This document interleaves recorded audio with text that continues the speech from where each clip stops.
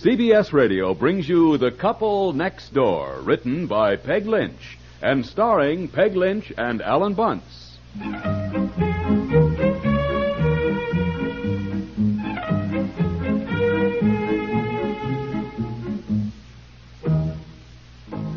Dear, what in the world are you doing up there? Why don't you come down to breakfast? Come here. Oh, what is it you want? Oh, come here, will you? Would you just please come up here? Between you always yelling, come here, and the children yelling, mother, come here, I'm beginning to think that's all mothers are good for. Just to drop everything and come running at everyone's beck and call. All right, I'm up here now. What is it you want? Something trivial, no doubt. Where are my brown shoes? You what? I can't find them anywhere in the closet. What are you looking for? Shoes. My brown shoes. Is there any way to speak to your loving, devoted wife? Well, I doggone it, I cannot find... I have no idea where your brown shoes are. Oh. Don't glare at me, dear. I haven't eaten them. You looked at me so I'd made away with them, honey. Look, I don't know where things disappear in this house. I really don't. I can't even find my black shoes. And where are my loafers? Well, where are my loafers? I suppose they're in the closet here somewhere. No, they're not here in the closet somewhere. I just looked in here 5 times. Now, shoes cannot disappear into thin air. Well, I don't know. I'll look for them today. Put on what you wore yesterday and come on down to breakfast. Now, you'll be late to work. I can't even find what I wore yesterday. They're gone. They are probably downstairs in front of the sofa, where you always take your shoes off and leave them. Each night.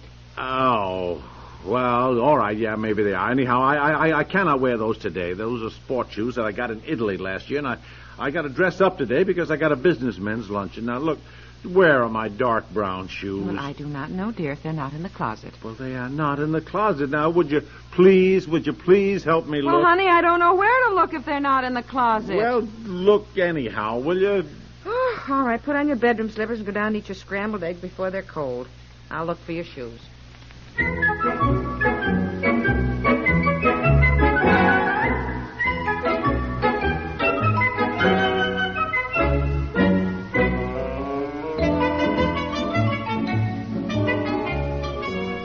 tell you, it is impossible. It is downright impossible for 3 pairs of shoes to just vanish. I wish you'd go eat your breakfast and let me look. They are certainly not in your den here.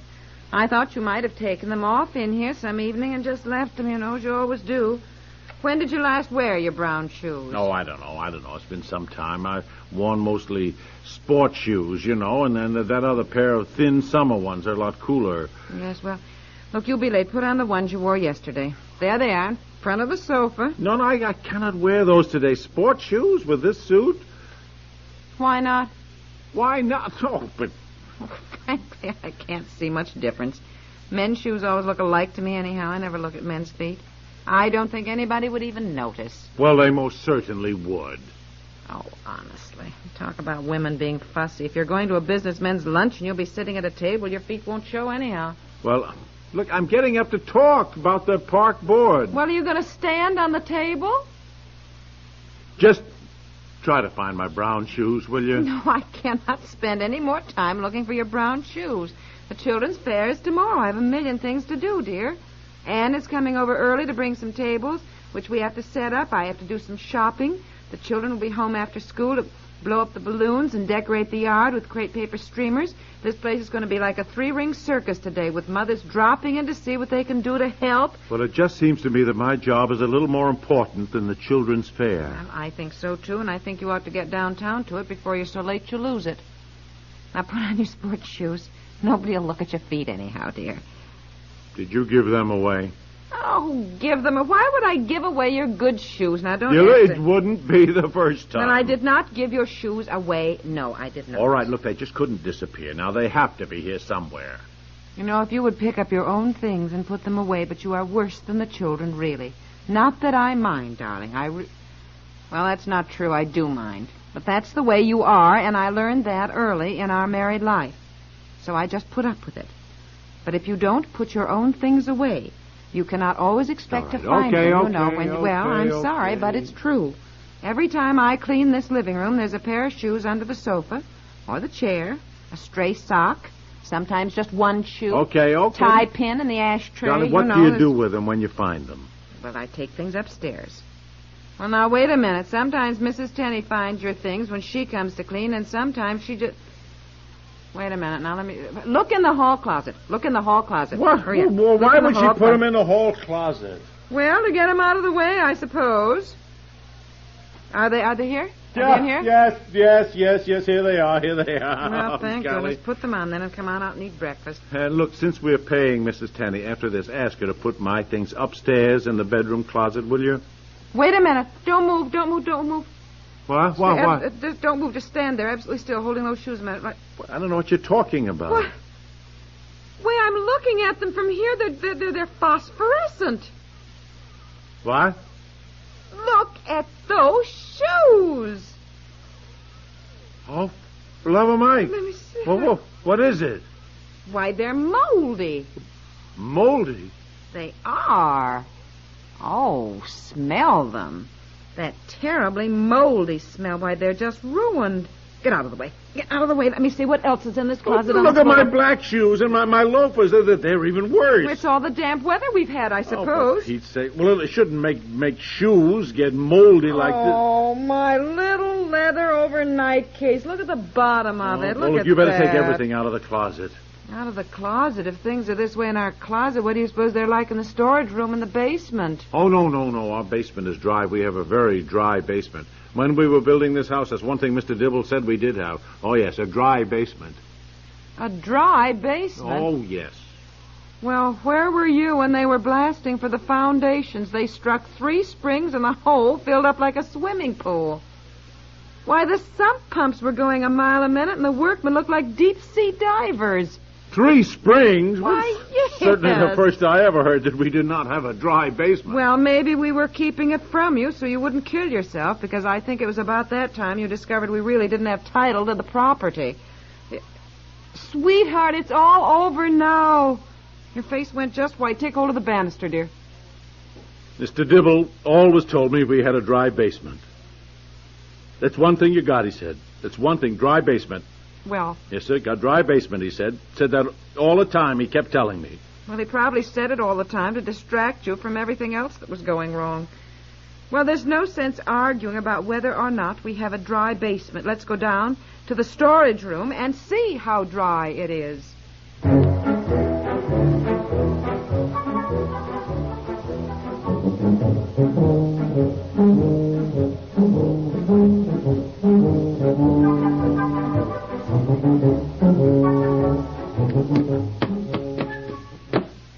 There's no sense trying to get the trunk open. You can see everything is rusted. Yeah, see how much damage is done to the inside here.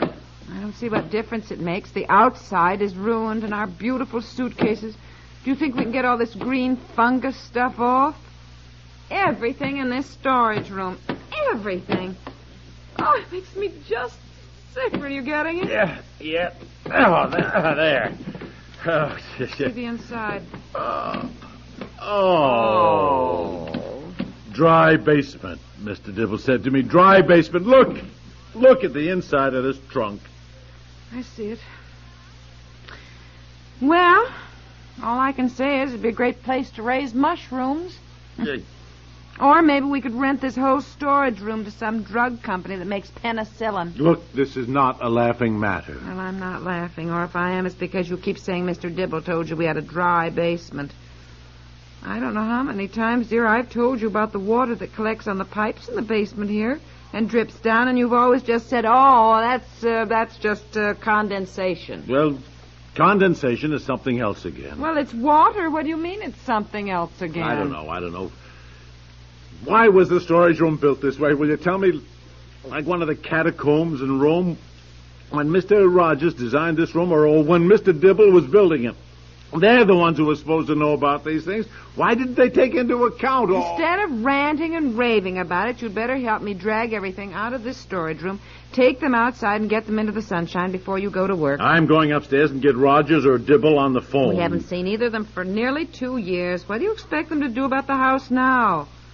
Anyhow, it's not their fault we've had a terribly wet, damp, rainy summer. Now, please give me a hand, if you will. I can't lug this. Dry basement, Mr. Dibble said. One thing you got's dry basement. Yeah. Honey. Look, it makes me so darn mad when you own a house. It's just one thing after another that goes wrong. Sometimes I wish we still lived in an apartment, so somebody else had the headaches. Well, I don't. I like having a house. And we're not the only ones, dear. These things happen to everybody. Yeah, but everything happens to us. I mean, anything that could go wrong happens to us. Now I suppose we got to buy a dehumidifier or several of them to keep the house from rotting to pieces. Dry basement. Look, I am going to get that contractor on the phone. Yes, sir. Do it later. It's too early in the morning anyhow. Now help me get all these things outside in the sunshine. Then you can call him.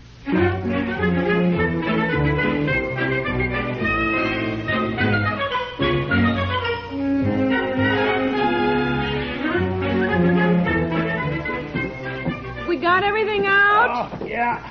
Yeah, I got a big box of my old books here that might as well be thrown out. They'll never dry out. Well, I got the suitcases all spread out in the sunshine anyhow. Oh, there's Anne. There's Anne. Honestly, with all this, I forgot she was coming early to help get things ready for the children's fair tomorrow. She'd bring balloons and all that sort of thing. Hi, Anne! Had to take all our suitcases out of the storage room. We are so upset, honestly. Don't tell me. Yeah. I can imagine. Oh, I just think it's terrible. A brand new house and everything. Yeah, that's what burns me up. I just get through saying, let's pack up and bag and baggage and move out. Oh, but don't you think you ought to wait and see what happens? Wait, we can see what's happened already. Oh, I know. I don't know what I'd do if it happened to me. You poor things. Well, I don't suppose you want to talk about it. Well, there's nothing much to talk about, Anne. I mean, it's. Oh, I know. Well, I'll go and take the balloons and the paper bags and plates, things out of the car that I got for the fair tomorrow. I'm afraid if I talk about it, too, I'll just burst into tears. Oh, dear Anne, she's always so sweet and sympathetic about things. I like sympathy, but isn't she carrying on a little bit too much over our moldy suitcase? I mean, I feel awful, too, but I Anne don't... is emotional about everything I now, tell dear. you, when I saw it in the paper this morning, I was just sick. Sick. Saw it in the paper about our damp storage room? Oh, don't be silly. It can't be that. Anne? As a matter of fact, what do you... Jack saw it first, and he said, well, now I guess the Pipers will be moving. Then when I drove up just now and saw you already had your suitcases out. Moving? Moving? But didn't you see the paper this morning? Paper? No. No. What do you mean? Well, they're draining the lake here. It's artificial anyhow, Draining? And I guess the proposed throughway's going through. It's in the morning paper. But all that came up before we built the house, and they decided against it. Remember, dear? You remember that? Yes, we know, built yes. here because we liked the lake. Yes. Well, all I know is what I read in the paper. There's a map of the thruway, and as Jack said, the eastbound lane seems to go right straight through your living room. And I said, oh, honestly, for this to happen just on top of their discovering yesterday that they got termites. Termites? Oh, Anne. Who's got termites? I hadn't told him yet. I mean, I wanted to ask some termite people first termites? about them. I only saw one, darling. Well, And I wasn't sure it was a termite. Maybe it was just a flying ant. But it looked sort of like the termites we found in the old house, and I thought we ought to ask somebody about it. I mean, it's just... Honey, I only saw one, and maybe he was just visiting. Just visiting. Well? I tell you, wet basements, termites, no lake. Now we got a throughway breezing through our living room. Well, I guess worse things could happen. Yes, dear, it could rain tomorrow for the children's fair, and I'd have 150 people trampsing into my house. I'm more worried about that than I am any old throughway, I'll tell you that. Yes, I'll bet you are. I'll just bet you are, too. I am. Well, look, if you have time, call the termite people. If I have time, dear, I'll call.